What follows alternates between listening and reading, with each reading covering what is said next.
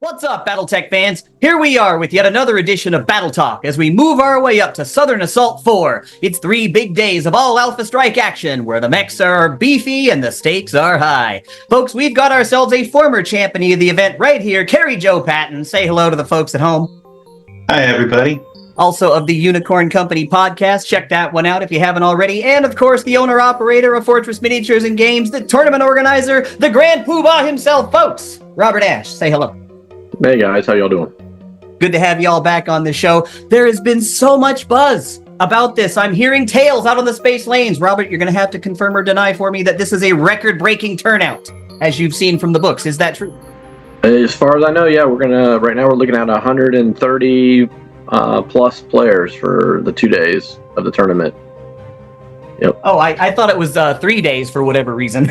So that Friday before, we do open gaming, and then there's usually a charity game that goes on. And then this year we've got 2.5. I say a half because one of the people hopefully will have their CSO credentials by the time Southern Assault starts. But we are definitely have 2 CSO painters that are going to be there doing some paint classes.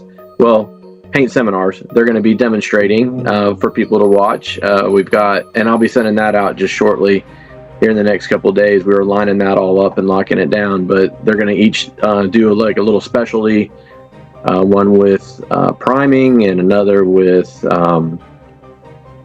jeweling and for lasers and cockpits and washes. And then the third is going to show some dry brush techniques and maybe some metallics. That sounds great. See, I always love attending those paint seminars because I always tell folks, you never know what these guys are going to say. These CSO painters, they could say this just tiny little detail, and that's something you can take home to your paint station, and it just radically changes the way you do your work. So I'm glad you told me about that stuff on Friday. That was the thing I was going to ask you, like, what time should I get there, that kind of thing. Yeah, so that Friday we open up the gym about 5 o'clock. Obviously, it's still school, so I got to clear out the building a bit. But we open it to the public at 5, 4:45, 5 o'clock. We'll get it rolling. We're usually there that Friday night till about 9, 10 o'clock. I know you're having a record turnout this year, but let's say there's somebody out there like me who ain't never been to this before. What should they expect when they walk in the doors? So our number one rule for Southern Assault is you're there to have fun. Above all else, no matter what, that is our number one goal. And then from there, hopefully it'll be, some camaraderie, a lot of people just talking, hanging out. There's a lot of people, when I talk to them years later, they're like, I was there for year 1 or year 2, and I met so-and-so, and so we've stayed in touch, and we keep talking. And that's a big part of it. The other big part that you'll see for this tournament is, obviously, we know that there's, going in, you want to win it all, you want to crush your opponents, that kind of stuff. But one of the things I'm kind of proud of is with Southern Assault, the person who has had the best general, the most battle points every year, is actually not necessarily the best overall, because we do focus heavily on Battletech being a hobby as well. So there's painting, there's sportsmanship.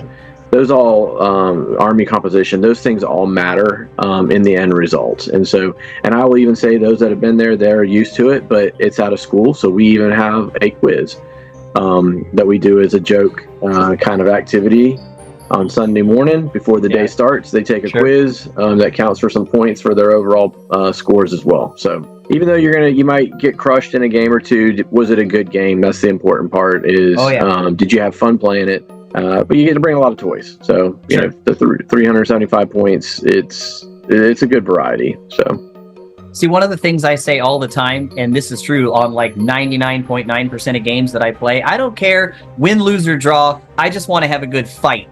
Like, that's it. You know those fights where it's down to the wire, it could go either way, and either of you is just waiting on that 1 or 2 sets of die rolls that take the opponent out and send you home. Those are the games that I live for. So it doesn't matter to me if I lose, if I died spectacularly. So I know a lot of folks, they play favorites, they go back and forth on the fence, but I got to ask you this, both of you. When it comes to the format, Classic versus Alpha Strike, do you have a favorite? Do you like them both equally? How do you feel about it? I would have to say I prefer Alpha Strike. And mind you, I've been playing Battletech since I was 14. Okay. I've been a demo team agent since I was 30.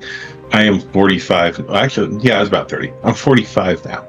So I have always been a proponent of Alpha Strike. And when they first came out with the concept of it, what would become Alpha Strike, they called it Quick Strike.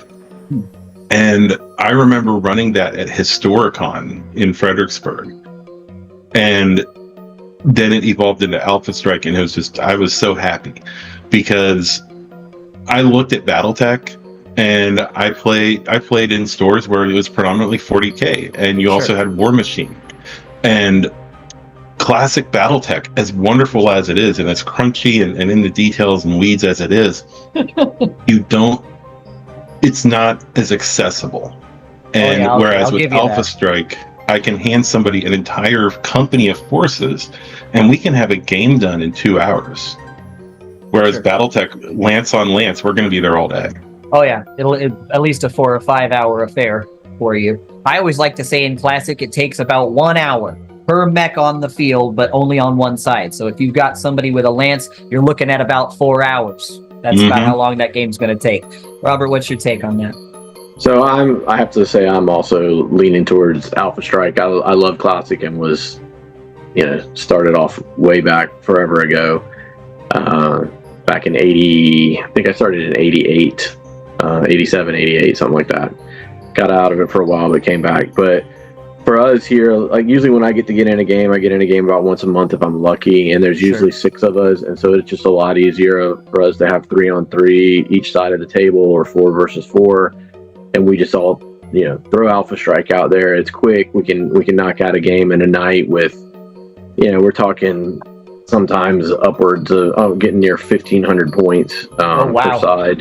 And so and you can still knock it out in 3-4 hours, and that's with us talking and hanging out and chatting and everything else. And so, but one of our favorites when we're doing like a campaign type of thing, and we get into those every once in a while, we actually play hybrid. So we play Alpha Strike movement and distances, but when you shoot and you hit, you roll on the damage table for Classic.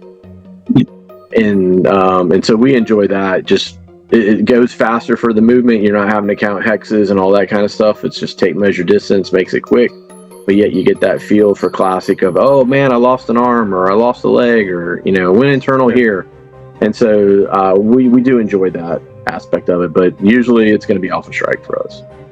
Yep. And I know that you are bringing some interesting forces to the table, Carrie, and I'm not trying to get you to reveal that force list, but if you could maybe just talk a little bit about the strategy behind what you're picking this year, kind of what you're going for. I know you're on the comeback trail this year, so what do you got for us?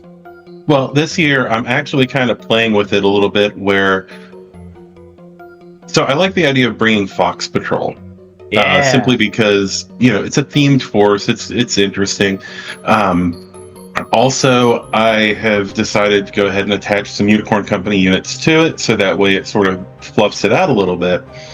But I guess the best way to put it is, I'm not going so much for so every year I've sort of done something a little different, but then I sort of locked into a thing for 2 years where it's like mechs, infantry, vehicles.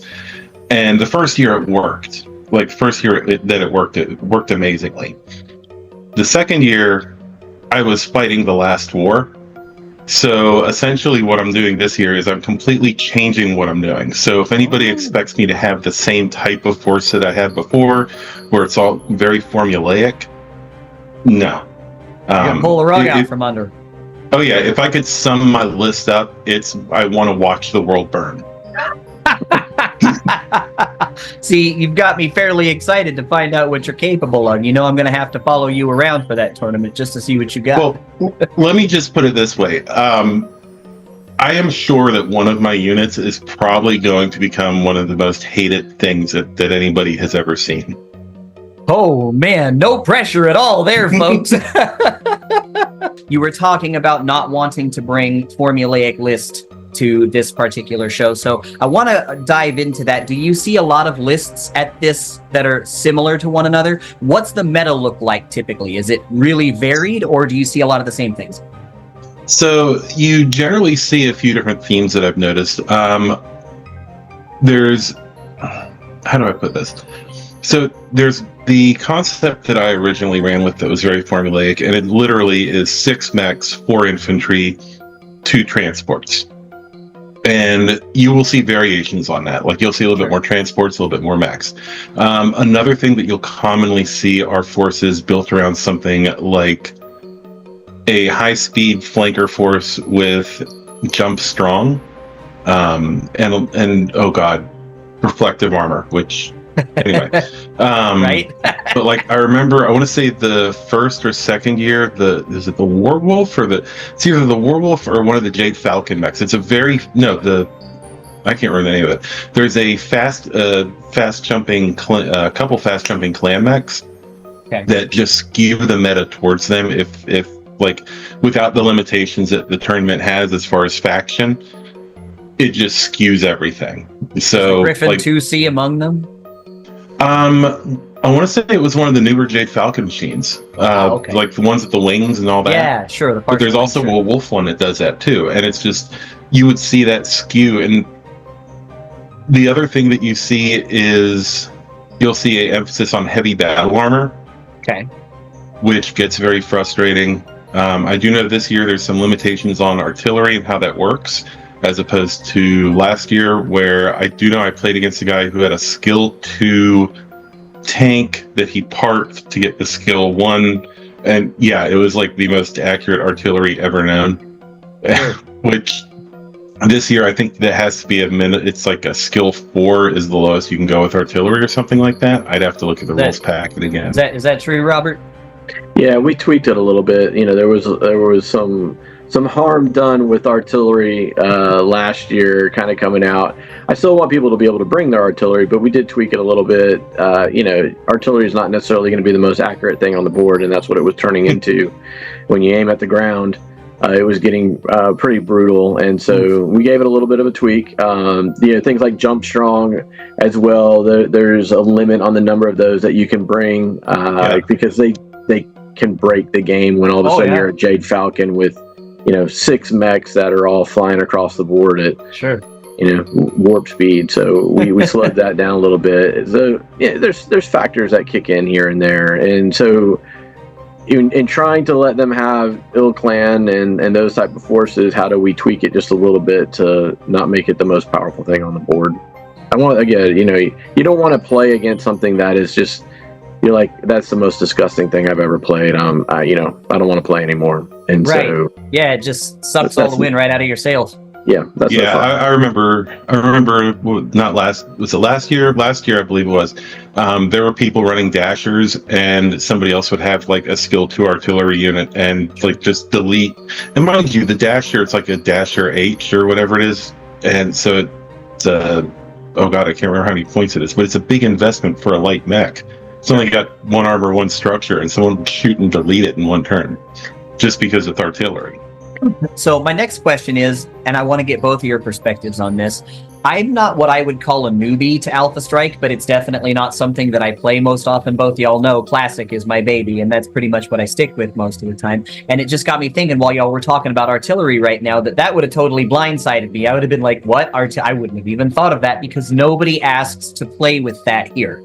They all just want to play mechs, and if I can begrudgingly get them to, they will accept tanks. But that's about it. So how newbie friendly, or like, do you have to be like an expert to do well here?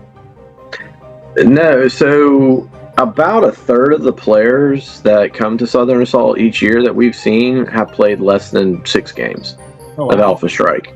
And so even we're on pace again for that. I've got a lot of players that like, hey, this is my first Alpha Strike. I've never even played Alpha Strike before. I'm just coming to play at Southern Assault. And so, they're like, I've never built a list, and sending that in. So that still takes effect. One of the interesting things is the person who won Southern Assault last year, his first time playing Alpha Strike was the year before that. So, at Southern Assault. So he had just started, 2 years ago, but yet in 2 years, then a year and a half time or a full year circling around, he wins Southern Assault. So, it's a good starting point for a lot of players to get into it and get rolling and enjoy it. There's, and that's again factors into why we do it. Sure. Yeah, it's very new player friendly. Last year, one of my partners actually came with me and she played, and she was running a force that used battle mechs, vehicles, and infantry. And I know she had a couple things that she needed to learn, but I think we had what, 4 games between each other for her, and that was it. And I remember some of the people that played against her were like, "Oh my god, I'm terrified of some of the things that she has." And mind you, she's only had 4 games under her belt by then. See, I just keep thinking about it because I like to be versed in all forms, just in case the player that I go out to see that time wants to play Alpha Strike. But I mean, I'll tell you, by and large, most of the players here in town won't ask me to do that. It's something that I kind of have to bring up. So that's what I was curious about. And that kind of gets me into the next question that I want to build. And I want to hear from both of you on this because, Robert, I know that a lot of times folks tend to focus on you as like a vendor and what you've got going on with Battletech Museum, but I don't know how much folks actually focus on you as a player. So that's why I want to get your perspective on this as well. When you're going into building force lists, and this is something I've been wanting to ask both of you because I have no clue what I'm doing when it comes to this. What are your strategies? What do you look for? When you're putting a force together, you're like, I got to cover this, I got to cover that. How does that work for you in your brain? As far as building force lists, the first thing I look at is if I want to go, I look at the faction. Like a lot of times it's like, okay, which faction do I want to play? Now, mind you, there are exceptions. There will be times where I'm like, okay, I want to play with the really fast Warhawk, and I know Goliath Scorpion's the only one that has it, so I'm shoehorned into them. But I'll look at which factions I want to play. I lean a lot towards Mercs because they have most of the toys. Sure. But Fed Sons is also pretty fun because they have some interesting things. So once I have faction, I'll look at what mechs fit the force that I'm building. Am I building a fast striker force that's going to apply a lot of small units to bleed someone to death with pinpricks? Sure. Or am I looking at like a juggernaut style force where it's going to be like Templars and Atlases and Marauders and Marauder 2s and stuff like that? Yeah. After that, you're essentially looking at how can you get all of this to work together, especially if it's for competitive or if it's for a casual game where you're using the lance abilities. Sure. And then, of course, it comes down to tweaking. Like you end up with so many extra points. Can I fit some extra infantry in? Can I up a point here or there? How does that work? But yeah, for the most part, it's unless I'm playing competitively, it's not super formulaic. If I'm playing competitively, it's how can I maximize the capabilities of what I have? And that's why I usually end up with Mercs for that. See, I feel like my approach is just like blunt force trauma. When somebody gives me a certain point value, I say, okay, how close to that point value can I get? And then in each mech, I look at them like, how much damage does it do? Okay, I don't really know that much about the special abilities. So I'm just like, that seems good. And every now and again, I'll come up with these lists that are just perfectly balanced against one another, and they will grind each other into sand. Mm-hmm. That will be pretty much the game. So I feel like I do okay that way, but I know there's a lot more intricacies to it than that. Robert, what's your take on that? So I'm a huge fan of VTOL, so I always actually will pull in 1 or 2 VTOLs to start my list, and then I generally do a mix of 1 or 2 fast mover, not necessarily the fastest thing on the board, but a decent move, 14, 16. And for Alpha Strike, and then I've usually got some brawlers that will hang back and provide the fire support while my fast movers are moving around the board. But I am in Alpha Strike. I am in love with VTOLs, and so everybody that plays here locally, when we play, they know that I'm going to probably have a couple on the board.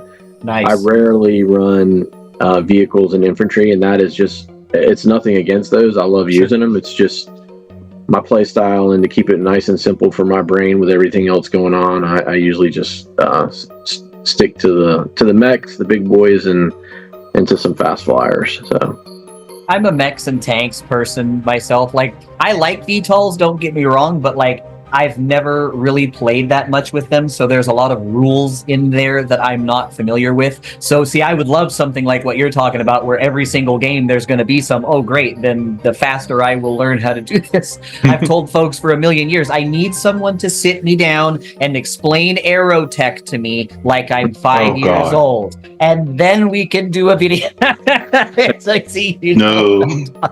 Do you play test a lot of this stuff? Is there an intense process that you go through? You've built a list, you got to know if it works. Like, what do you go through when you gear up? Okay, so there's a lot of theory crafting that's involved. As far as playtesting, I used to have a friend who, oh, she's still my friend. She moved like out to Colorado. Okay.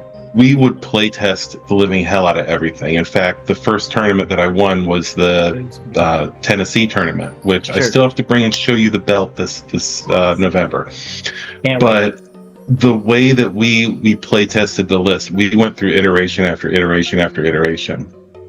Now I'm literally usually using aces because I don't have anyone local to play with. Sure. So I'm beating up on the AI, and I'll give the AI a points advantage. So it's like, all right, I'm playing 375, AI gets 400 points. That way I'm always on the back foot with the AI. But I don't have anyone local to play with, and with my job, I constantly move around.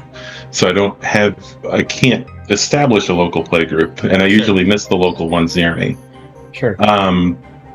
So yeah, right now it's mostly theory crafting. I know the list that I won with on year 2 was put together, oh God, right before the deadline to turn in lists. I did not play test it. I did not I was like, it was like one of those moments where my brain just went, let's try this. Right. And I just literally threw it together in like 30 minutes and sent it to the email. And I was like, okay, I'm in time. I don't know if this is going to work. and that's the list you carried all the way over the line? Yeah, that's the list that won. The year after, when I thought hard and hard and hard about the list to bring, it was like, yeah, no, this didn't work out. So this year, the first time. This year it was like, okay, yeah, I'm going to do Fox Patrol. Okay, what should I put? And I kept overthinking it, and then I thought, let me just throw these in there, and I'm done. Yep. So hopefully that same chaotic energy works for this year. It's funny you bring up aces. I want to get both of your perspectives on this because I was just talking to somebody about this the other day.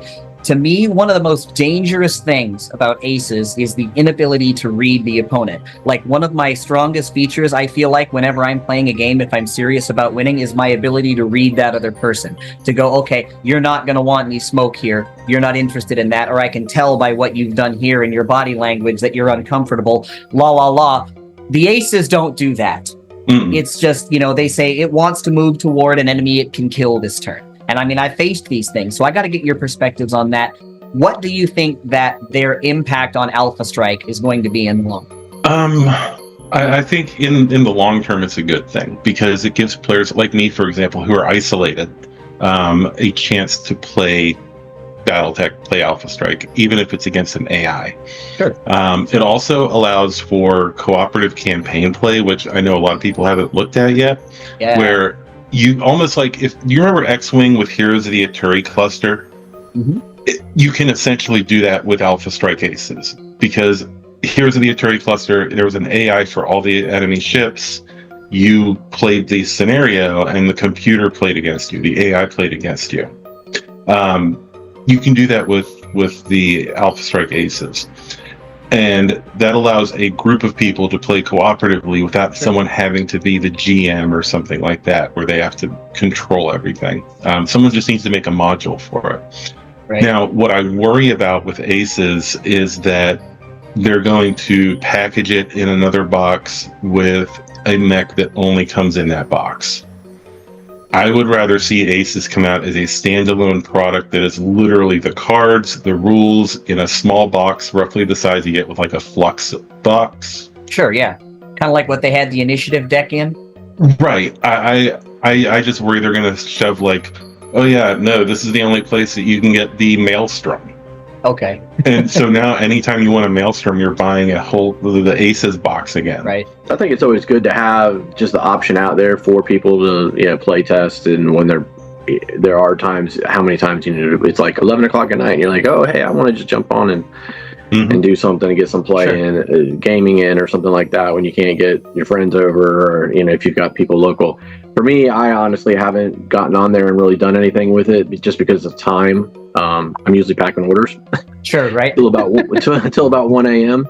And so I have to set aside, gaming time very specifically for me to get that kind of stuff in. And so But I think there's always a place for it. It's but with Battletech, the importance of Battletech for a lot of us is just being able to sit down in front of somebody else and game and talk and have those wonderful explosions and limbs blown off, and how much fun is all that part of it, in that aspect. And so I think that'll always have a place, and this will be a niche that fits in like many other things, and move forward with it and enjoy it. See, with me, and you'll all probably remember what I'm talking about here, I remember that dead period where like people would say, yeah, nobody plays that game here, and so you couldn't get games of it going even if you tried to. And I think to myself, okay, well, if somebody is now living someplace where nobody but 40k players exist, for example, they can take that and play this solo game. And I used to do that back in the day when I was trying to learn the rules. I was trying to get better. I was trying to make sure that I could move faster with the game so that I wouldn't be confused all the time. That gives you a legitimate opponent to fight against, instead of what I used to have to say back in the day, which was, if you're just really honest with yourself, you can play this game solo, but you have to be really honest. This takes all of that out of there. Yeah. I do agree with you, though, that in-person games will always have their place. And really, if you want my honest opinion, I feel like that in-person aspect is at the core of what makes Battletech great, is the people.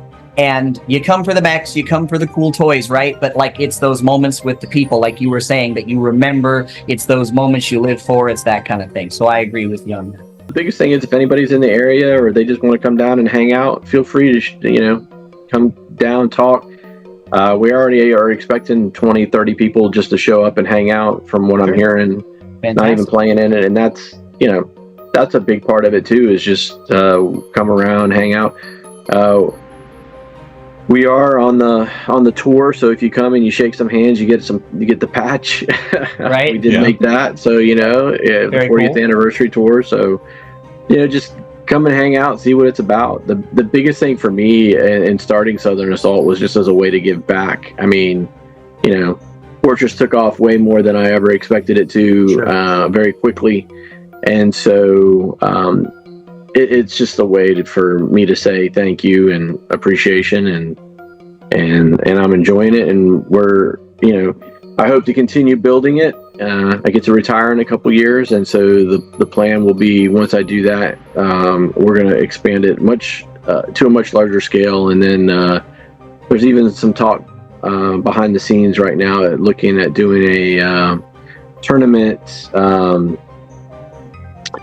For lack of a better term, kind of a tournament circuit associated with Southern Assault and Northern Assault at Nova, and there's another, actually the second largest tournament in the U.S. behind Southern Assault was this year at Motor City, Alpha Strike, and they used the Southern Assault packet style. Very cool. And so they had over 80 players, and so we're kind of in talks to come up with a circuit scene for all that. So it should be fun. Speaking of patches, I've got some fun news. I will have a care package from Tex when I get there, and it's full of Van Zant patches. Oh, so God. They are, for anyone who wants one, you get to join the free state of Van Zant when I show up. I'm gonna want one of those patches. Oh, Second, the talk about a Southern Assault style circuit. I have been tapped by Orcon in LA. Ooh. For February. We're doing a Southern Assault style tournament. Mind you, right now it's very small. Sure. We're just trying to get an established base there, as it were. Right. But they tapped me to be able to run it, and it is at Orcon. That's one of the Strategicon family of events, Yep. right? There you go. Yep, it's one of the Strategicon events. Right now, we're pretty much calling it Western Assault, the Battle for Los Angeles. Hey, I don't know, Carrie, that might just convince me to lift my moratorium on traveling out there in that part of the year. It's always snowy and icy on the way out there, but I don't know. I am flying across an entire country to run an event for like 30 people. So you're like, what excuse do you got, Tuck? Exactly. I have to see how that dice fall. I'm going to be back out there again next year, so we'll find out how that works out. That's good. Yeah, And Carrie, I was going to talk to you when you were at for Southern Assault about Western Assault, linking it to possibly the tournament circuit. So Yeah, right now the plan's pretty much to just try to get something established. I know they've had WolfNet come out there. WolfNet has not been able to get a foothold in their events. They've tried stuff independently. It hasn't been able to gain traction. So I'm gonna try this and see what I can do. sounds I good. am fairly excited to see what the both of you are capable of. And folks, thank you so much for watching this evening. If you like what you've seen so far, do us a big favor and hit that subscribe bell down there. Turn on all notifications so you can find out exactly where Battlebound's going to turn up next. And we'll see you right here on the Space Lanes after Southern Assault.